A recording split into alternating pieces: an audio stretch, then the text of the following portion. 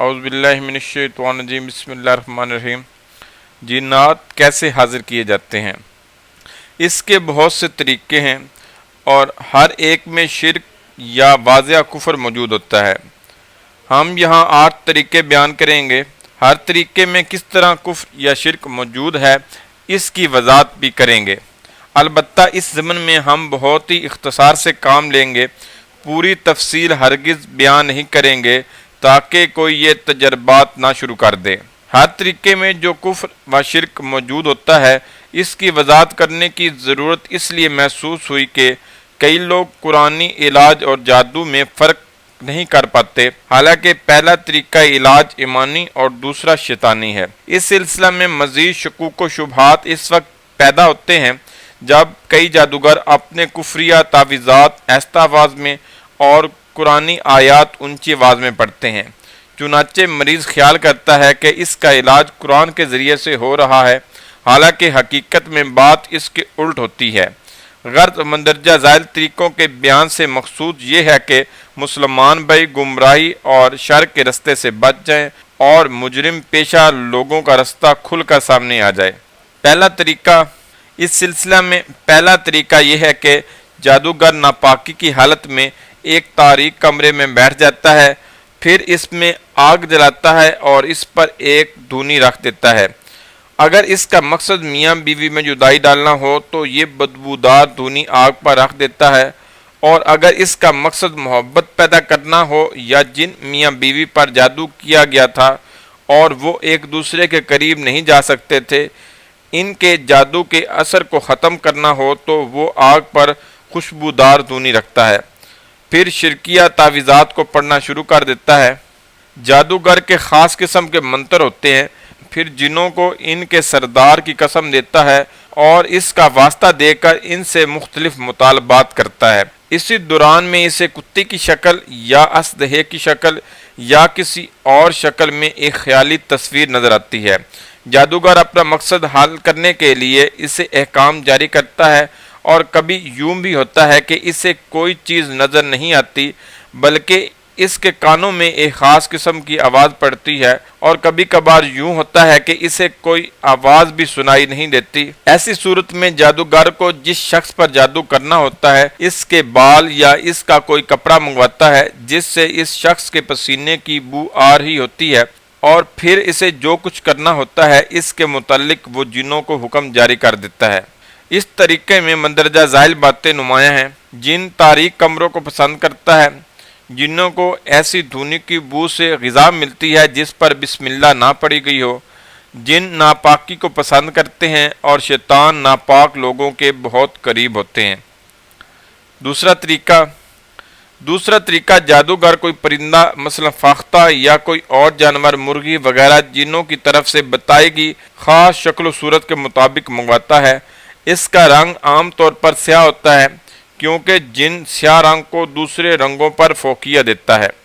پھر وہ اسے بسم اللہ پڑھے بغیر ذبح کرتا ہے اور اس کا خون مریض کے جسم پر ملتا ہے، پھر اسے کھنڈرات، کنووں یا غیر آباد جگہوں میں پھینک دیا جاتا ہے۔ ایسی جگہ عام طور پر جنوں کے گھر ہوتے ہیں۔ ان جگہوں میں پھینکتے ہوئے بھی بسم اللہ نہیں پڑھتا،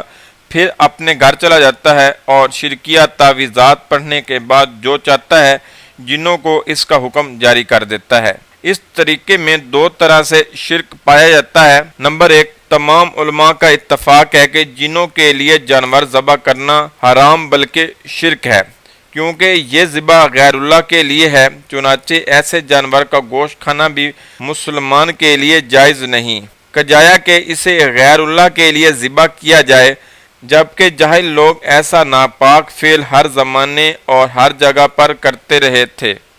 نمبر 2، شرکیہ کلمات جنہیں جادوگر جنوں کو حاضر کرنے کے لیے پڑھتا ہے، ان میں واضح طور پر شرک موجود ہوتا ہے۔ اس کی وضاحت شیخ الاسلام ابن تیمیہ نے اپنی کتابوں میں کی ہے۔ تیسرا طریقہ، یہ طریقہ جادوگروں میں انتہائی گھٹیا طریقے سے مشہور ہے، اور اس طریقے کو اپنانے والے جادوگر کی خدمت کے لیے اور اس کے احکام پر عمل کرنے کے لیے شیطانوں کا بہت بڑا گروہ اس کے پاس موجود رہتا ہے، کیونکہ ایسا جادوگر کفر و الہام کے اعتبار سے بہت بڑا جادوگر تصور کیا جاتا ہے، اس پر اللہ کی لعنت ہو۔ یہ طریقہ مختصر طور پر کچھ یوں ہے کہ جادوگر اس پر اللہ کی ڈھیروں لعنتیں ہوں، قرآن مجید کو جوتا بنا کر اپنے قدموں میں پہن لیتا ہے، پھر بیت الخلاء میں جا کر کفریہ منتر پڑھتا ہے، پھر باہر آ کر اپنے کمرے میں بیٹھ جاتا ہے اور جنوں کو احکام جاری کرتا ہے، چنانچہ جن بہت جلد اس کی فرما برداری کرتے ہیں اور اس کے احکام نافذ کرتے ہیں،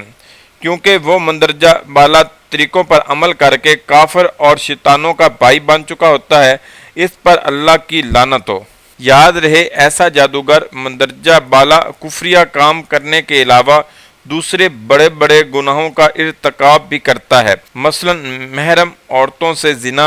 اغلام بازی اور دین اسلام کو گالیاں دینا وغیرہ۔ جادوگر یہ سب اس لیے کرتا ہے کہ شیطان اس سے راضی ہو جائے۔ چوتھا طریقہ، ملعون جادوگر قرآن مجید کی کوئی صورت حیض کے خون سے یا کسی ناپاک چیز سے لکھتا ہے، پھر شرکیہ منتر پڑھتا ہے اور اس طرح جنوں کو اپنی فرمانبرداری کے لیے حاضر کر لیتا ہے اور جو چاہتا ہے اس کا حکم دیتا ہے۔ اس طریقے میں بھی کفر اور شرک واضح موجود ہے، کیونکہ قرآن مجید کی ایک آیت کے ساتھ استغاثہ کرنا بھی کفر ہے، کجایا کہ اس کو ناپاک چیز سے لکھا جائے۔ پانچواں طریقہ، ملعون جادوگر قرآن مجید کی کوئی صورت الٹے حروف میں لکھتا ہے، پھر شرکیہ تعویذ پڑھ کر جنوں کو حاضر کر لیتا ہے۔ ایسا کرنا بھی حرام ہے، کیونکہ قرآن مجید کو الٹے حروف میں لکھنا کفر اور شرکیہ تعویذات کو پڑھنا شرک ہے۔ جادوگر ایک خاص تارے کے طلوع ہونے کا انتظار کرتا ہے اور جب وہ طلوع ہو جاتا ہے تو جادوگر اس سے مخاطب ہوتا ہے اور جادو والے ورد پڑھتا ہے جن میں کفر اور شرک موجود ہوتا ہے، پھر چند ایسی حرکتیں کرتا ہے کہ اس کے خیال میں ان حرکتوں سے اس پر برکتیں نازل ہوتی ہیں، حالانکہ حقیقت میں وہ اپنی ان حرکات سے اس تارے کی پوجا کر رہا ہوتا ہے،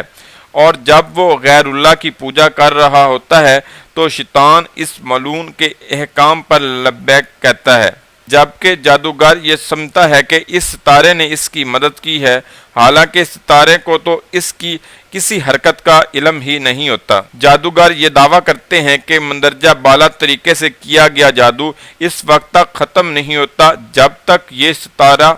دوبارہ طلوع نہ ہو، اور ایسے ستارے بھی موجود ہیں جو سال میں صرف ایک بار طلوع ہوتے ہیں، چنانچہ وہ سال بھر اس ستارے کے طلوع ہونے کا انتظار کرتے ہیں، پھر ایسے ورد پڑھتے ہیں کہ جن میں اس ستارے کو مدد کے لیے پکارا جاتا ہے تاکہ جادو کا اثر ختم ہو جائے۔ بہرحال یہ تو جادوگروں کا خیال ہے، جبکہ قرآنی علاج کرنے والے لوگ اس ستارے کا انتظار کیے بغیر کسی وقت بھی اس جادو کا توڑ کر سکتے ہیں۔ اس طریقے میں بھی شرک واضح طور پہ موجود ہے، کیونکہ اس میں غیر اللہ کی تعظیم اور غیر اللہ کو مدد کے لیے پکارنا جیسے کبھی افعال موجود ہیں۔ ساتواں طریقہ، جادوگر ایک نابالغ لڑکے کو جو بے وضو ہوتا ہے اپنے سامنے بٹھا لیتا ہے، پھر اس کی بائیں ہتھیلی پر ایک مربع بناتا ہے اور اس کے ارد گرد چاروں طرف جادو والے منتر لکھتا ہے، پھر اس کے بالکل درمیان میں تیل اور نیلگوں پتے یا تیل اور روشنائی رکھ دیتا ہے، پھر ایک لمبے کاغذ پر مفرد حروف کے ساتھ جادو والے چند منتر لکھتا ہے اور اس کو بچے کے سر پر رکھ کر سر پر ٹوپی پہنا دیتا ہے تاکہ وہ کاغذ گرنے نہ پائے، پھر بچے کو ایک بھاری چادر کے ساتھ ڈھانپ دیتا ہے۔ اس کے بعد وہ اپنے کفریہ ورد پڑھتا ہے اور بچے کو ہدایت دیتا ہے کہ وہ اپنی ہتھیلی کی طرف دیکھے،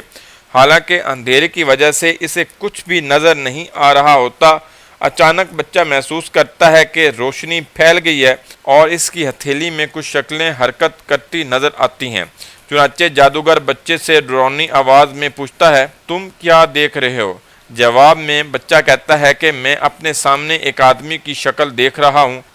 جادوگر اس سے کہتا ہے کہ جس کی شکل تم دیکھ رہے ہو اس سے کہو کہ جادوگر تم سے یہ مطالبہ کر رہا ہے، لہذا اس طرح وہ شکلیں جادوگر کے احکام کے مطابق حرکت میں آ جاتی ہیں۔ یہ طریقہ عموماً گم شدہ چیزوں کی تلاش کے لیے استعمال ہوتا ہے، اس میں جو کفر اور شرک پایا جاتا ہے وہ بالکل واضح ہے۔ 8वां तरीका, जादूगर मरीज के कपड़ों में से कोई कपड़ा मसलन रुमाल, पगड़ी या कमीज वगैरह मंगवाता है जिससे मरीज के पसीने की बू आ रही होती है।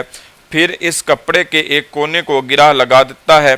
और इसके साथ ही 4 उंगलियों के बराबर कपड़ा मजबूती से पकड़ लेता है। फिर ऊंची आवाज़ के साथ सूरत कौसर या कोई छोटी सी सूरत पढ़ता है। इसके बाद ऐसा आवाज़ में अपने शिरकिया विरद पढ़ता है और फिर जिन्नों से मुखातिब होते हुए कहता है, अगर इस मरीज़ के मर्ज़ का सबब जिन है तो कपड़े को छोटा कर दो, और अगर इसे नज़र लग गई है तो इसको लंबा कर दो, और अगर इसे कोई दूसरी बीमारी है तो इस कपड़े को इतना ही रहने दो जितना ये इस वक्त है। फिर वो इस 4 उंगलियों के बराबर कपड़े को दोबारा नापता है। अगर वो 4 उंगलियों से बड़ा हो चुका हो तो मरीज से कहता है कि तुम्हें नज़र लग गई है। कपड़ा छोटा हो चुका हो तो कहता है कि तुम आसेब ज़दा हो, और अगर वो कपड़ा इतना ही रहे तो इससे कहता है कि तुम्हें कोई बीमारी है, लिहाजा तुम डॉक्टर के पास जाओ। इस तरीके में 3 बातें काबिल गौर हैं। नंबर 1, मरीज़ को धोखा दिया जाता है,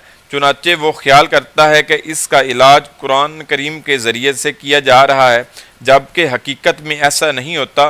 बल्कि इसके इलाज का असल दारो मदार शिरकिया औरात पर होता है जिनको जादूगर ऐसा आवाज़ में पढ़ता है। नंबर 2, इस तरीके में जिन्नों को मदद के लिए पुकारा जाता है जो कि सरी शिरक है। नंबर 3, जिन अक्सर व बेशतर झूठ बोलते हैं और ख़ुद जादूगर को मालूम नहीं होता कि ये जिन सच्चा है या झूठा, लिहाजा इसकी बात पर किस तरह एतमाद किया जा सकता है।